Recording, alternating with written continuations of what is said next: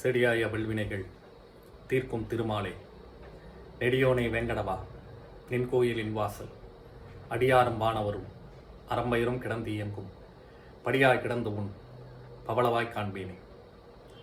10,000 கவிதை முத்தாக அள்ளி வைத்த சத்தான கம்பனுக்கு ஈடு இன்னும் வித்தாகவில்லை என்று பாடு. அன்னை தமிழுக்கும் கம்பநாட்டாழ்வார்க்கும் என்னுடைய வணக்கத்தை சொல்லி, வரலாற்று சிறப்பு மிக்க உலக பிரசித்தி பெற்ற காரைக்குடி கம்பன் கழகத்தின் சார்பாக இணைய வழியில் நடக்கும் இந்த கருத்தரங்கம், இதை சிறப்பாக வடிவமைத்து எங்களை போன்றோர்களை இதில் ஈடுபடுத்தி நல்ல பல கருத்துக்களை, கம்பனுடைய சிந்தனைகளை உங்களுடன் பகிர்ந்து கொள்ள பெரிதும் காரணமாய் அமைந்த காரைக்குடி கம்பன் கழகத்திற்கு எங்கள் வேலூர் கம்பன் ஆய்வு மையம் சார்பாக நெஞ்சார்ந்த நன்றியை தெரிவித்துக் கொள்கிறோம். இன்றைய தினம் யுத்தகாண்டத்திலே 32வது படலமாக வரக்கூடிய வானரர் கலங்கான் படலம் என்ற படலத்தை பற்றி நாம் சிந்திக்க இருக்கிறோம். சான்றோர் பெருமக்களே, கடவுள் மனிதனாக வந்து மனிதனாக வாழ்ந்து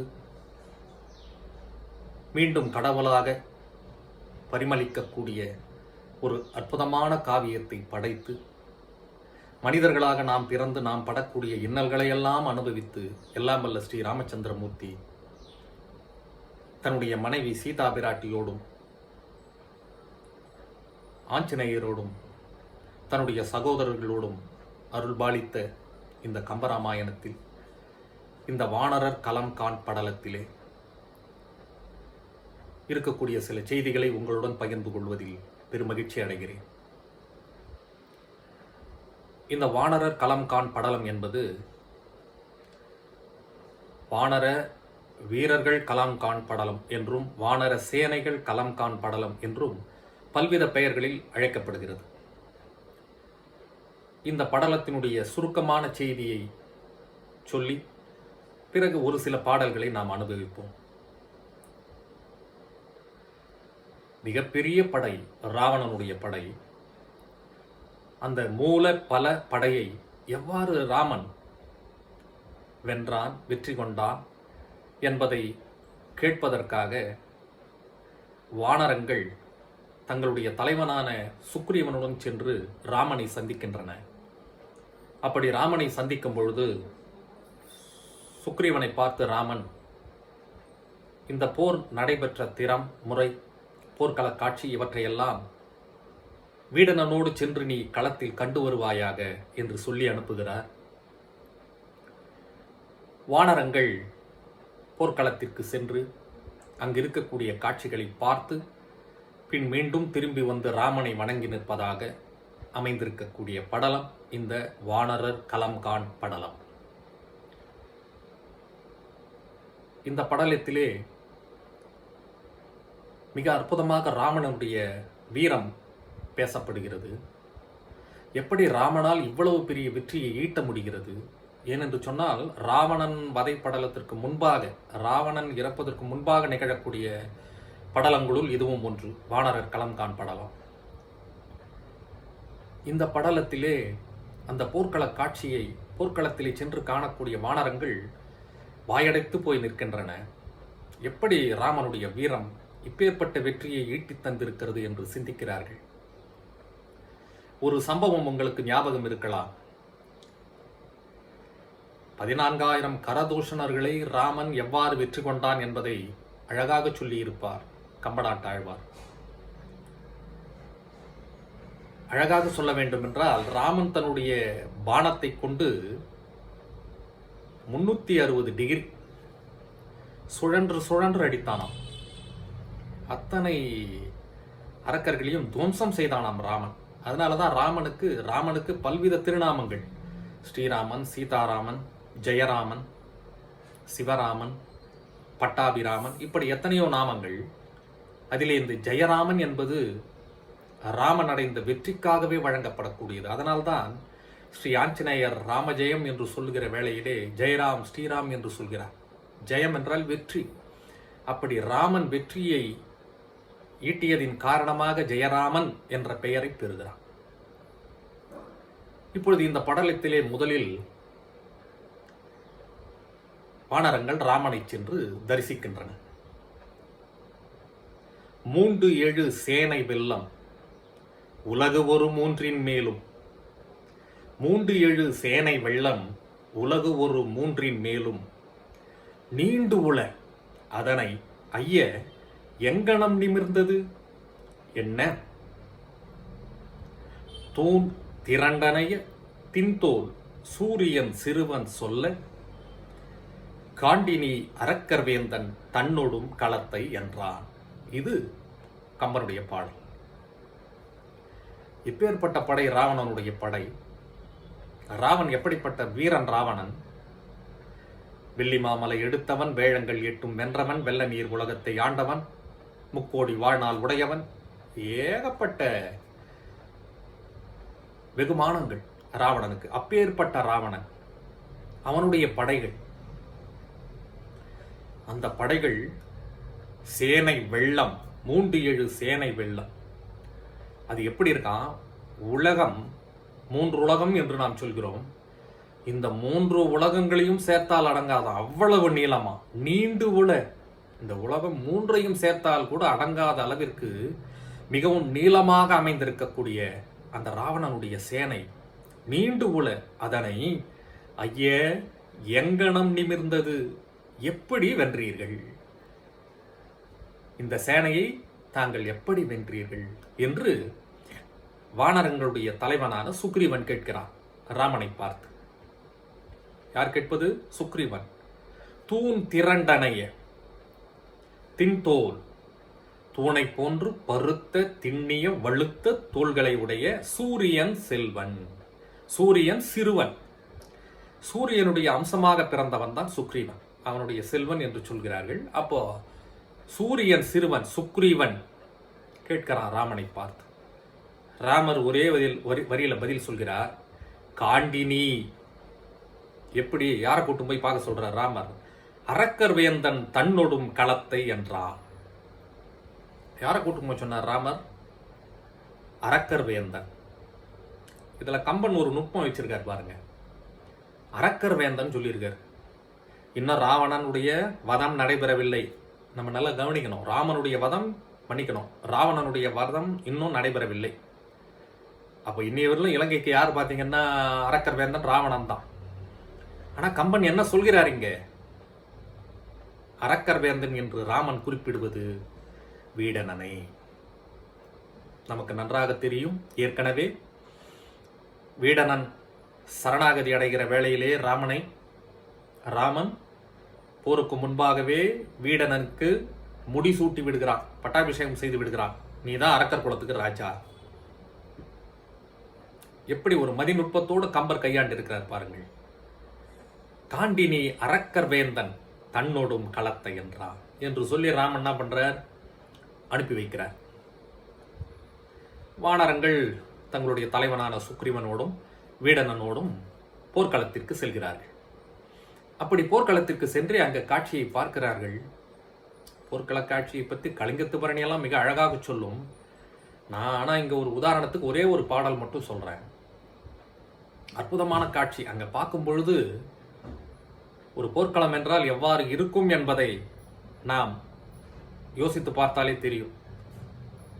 உடல்கள் துண்டாக, கை கால்கள் வெட்டப்பட்டு, குருதி பெருக்கெடுத்து, இப்படியெல்லாம் இருக்கக்கூடிய இடங்களிலே கழுகுகள் வந்து கொத்தி தின்னக்கூடிய காட்சி. ஓலங்கள், மரண ஓலங்கள், மரண அவஸ்தைகள், இப்படி பல்விதமான சூழல்களோடு இருக்கக்கூடிய போர்க்களத்திலே கொண்டு சென்று காட்டுகிறார் வீடனன். அந்த வீடனன் அழைத்து சென்று காட்டுகிற வேளையிலே வானரங்கள் போர்க்களத்தை பார்க்கின்றன. அப்படி பார்க்கிற வேளையிலே என்று காணினும் காட்டினும் ஈது இறை குன்று காணினும் தோலிலது ஆதலால் கோல் இலது ஆதலால். இப்போ விபீஷன் காட்டுறான், இது பாருங்க அப்படின்ட்டு பார்க்கிறார்கள் வானரங்கள். என்று காணினும் காட்டினும் ஈது இறை குன்று கோலிலது ஆதலால் நின்று காணுதும் நேமியினான் உழை சென்று காண்டோம் என்று ஏகினர் செவ்வியோர். இது பாட்டு. என்ன சொல்றார் கம்பன்? இங்க பாரு அங்க பாருன்னு வீடனன் காட்டும் பொழுது அந்த போர்க்கள காட்சியை பார்த்து அதிர்ந்து போகிறார்கள் வானரங்களும் வானர தலைவனும். எப்படி ராமன் இப்படி வெற்றி கொண்டிருக்கிறான் இத்தகைய படைகளை அப்படின்னு ஆச்சரியப்பட்டு போய் நிற்கிறார்கள். இங்க அங்க அங்க இங்க என்று மாற்றி மாற்றி காட்டுகிறான் வீடனன். இதையெல்லாம் பார்த்த வானரங்கள் வாயடைத்து போய் நிற்கிறார்கள். மேற்கொண்டு எத்தனை காட்சிகளை பார்ப்பது? அது பார்ப்பதற்கு எப்படி இருக்கிறதா? இறை குன்று கோல் இலது. இப்போ உலகத்திலேயே பெரிய மலையான இமயமலையை பார்ப்பது என்பது, சுற்றி மெல்ல வந்து ஒவ்வொரு இடமாக பார்ப்பது என்பது எவ்வளவு அரிதோ அதை போல இதை பார்ப்பது என்பது மிகவும் அரிது என்பதை உணர்கிறார்கள் வானரங்கள். கோல் இலது ஆதலால் நின்று காணுதும் சிறிது கழித்து பிறகு பார்ப்போம் என்று சலிப்படைந்து விடுகிறார்கள் வானரங்கள். அப்படி வானரங்கள் சலிப்படைந்த காரணத்தினால் மேற்கொண்டு என்ன சொல்கிறார்கள்? பார்த்தது போதும், பிறகு பார்த்துக்கலாம். நாம் இப்ப யார்கிட்ட போய் நிற்கணும்? நேமியினான் உழை. நேமி என்றால் சக்கரம் என்பது பொருள். சக்கரத்தை ஏந்தியவன் மகாவிஷ்ணு. அந்த மகாவிஷ்ணுவினுடைய அம்சமான ஸ்ரீராமன். ராமனிடம் சென்று அவனை வணங்கி நிற்போம் என்று வானரங்கள் சொல்லி முடிப்பதாக இந்த பாடல் அமைந்திருக்கிறது. இந்த நேமி என்பது மிக அழகாக ஆழ்வார்களால் கையாளப்பட்டிருக்கிறது தங்களுடைய பாசுரங்களில். நேமியும் சங்கமும் ஏந்தினானே என்கிறார் ஒரு ஆழ்வார். நம்முடைய ஆண்டாள் நாச்சியார் சங்கொடு சக்கரம் ஏந்தும் தடக்கையன் பங்கையக் கண்ணானை பாடியலூர் எம்பாவா என்று சொல்கிறாள். அந்த சக்கரம் அவ்வளவு பவர்ஃபுல், அவ்வளவு சக்தி வாய்ந்தது. ஞானத்தையும் வலிமையையும் அளிக்க வல்லது சக்கரம், அந்த நேமி. அந்த நேமியை நான் உழை சென்று காண்டும் என்று ஏகினர் செவ்வியோர். சிறந்த வானரங்கள் தங்களுடைய தலைவனோடு சென்று அந்த ராமனை வணங்குவோம், வணங்கி நிற்போம் என்று சொல்லி கிளம்புவதாக இந்த பாடல் முடிகிறது. ஆக முதலில் சொன்ன 3-7 சேன வெள்ளம் என்ற பாடலிலே வானரர் தலைவனான சுக்ரீவன் ராமனை கண்டு போர்க்களக் காட்சியை பார்க்க முனைகிற பொழுது அரக்கர் வேந்தன் என்று சொல்லக்கூடிய வீடனனை அழைத்துக் கொண்டு நீ சென்று காண்பாயாக என்று சொல்லி அனுப்புகிறார் ராமர். அப்படி வானரங்கள் தங்களுடைய நண்பர்களோடும் தலைவனான சுக்ரீவனோடும் சென்று போர்க்கள காட்சியை பார்த்து முழுமையாக பார்க்க முடியாமல் சலிப்படைந்து மீண்டும் சங்கொடு சக்கரம் ஏந்திய தடக்கையனான மகாவிஷ்ணுவின் அம்சமான ஸ்ரீராமனை சென்று வணங்கி நிற்போம் என்று சொல்லி அமைவதாக இந்த பாடல் நிறைவடைகிறது. மிகச்சிறிய படலமாக இருந்தாலும் இந்த வானரர் களம்காண் படலம் என்பது ராமனுடைய வெற்றியை பேசுகிறது. ராமன் என்ற மகோன்னதமான அந்த அவதார புருஷனுக்கு ஜெயராமன் என்ற திருநாமம் எப்படி பொருந்துகிறது என்பதை மிக அழகாக வெளிப்படுத்துகிறது இந்த வானரர் களம்காண் படலம். அப்படிப்பட்ட அற்புதமான வானரர் களம்காண் படலம் என்ற இந்த படலத்தில் இருக்கக்கூடிய செய்திகள் ராமனுடைய வெற்றிக்கு மேலும் மகுடம் சூட்டுவதாய் அமைந்திருக்கிறது என்பதையும் சொல்லி, இந்த ராமனுடைய வெற்றி, வானரங்களினுடைய என்ன சொல்வது, ராமனுடைய வெற்றியை உய்த்து உணரக்கூடிய அந்த ஆற்றல், இவற்றையெல்லாம் கம்பன் பயன்படுத்தியதோடு மிக அழகாக 2 சொற்களை, ஓமைகளை கையாண்டு அந்த முதல் பாட்டிலே அரக்கர் வேந்தன் என்று வீடனனை சொல்லி, ஏனென்று சொன்னால் வீடனன் அரக்கர் குலத்திலே பிறந்தாலும் ஒரு அந்தணனை ஒக்கும் அளவிற்கு இருந்தான் என்பது நமக்கு கம்பராமாயண பாடலிலே நாம் தெரிந்து கொள்ளக்கூடிய செய்தி. ஒரு அந்தணனுடைய இல்லம் எப்படி இருக்குமோ அதை போலத்தான் வீடனுடைய இல்லம் இறந்ததாக சொல்கிறார்கள். அந்த வீடனுடைய மகளான திரிசடை சீதா பிராட்டிக்கு உற்ற தோழியாக இருந்து பல்வித நன்மைகளை செய்திருக்கிறாள். ஆகவே அப்படிப்பட்ட அந்த வீடணனை அரக்கர் வேந்தன் என்று குறிப்பிடுகிறார் கம்பநாட்டாழ்வார். என்று காணினும் என்ற இந்த பாடலிலே மிக அற்புதமாக எம்பெருமான் ஸ்ரீமன் நாராயணனுடைய நேமி என்று சொல்லக்கூடிய சக்கரத்தை பற்றியும் மிகவும் அழகாக பதிவு செய்திருக்கிறார். ஆகவே இந்த மிகவும் இக்கட்டான காலகட்டத்திலே நாம் இருக்கிறோம். கொரோனா என்ற மிக கொடிய அரக்கன், ராவணன் என்ற அரக்கனை ராமன் அழித்ததை போல இந்த கொரோனா என்ற அரக்கனை அழிக்க அந்த ராமநாமத்தை சொல்லி, ஏனென்று சொன்னால் கம்பனே சொல்கிறார், ராம என எல்லாம் மாறும் என்று.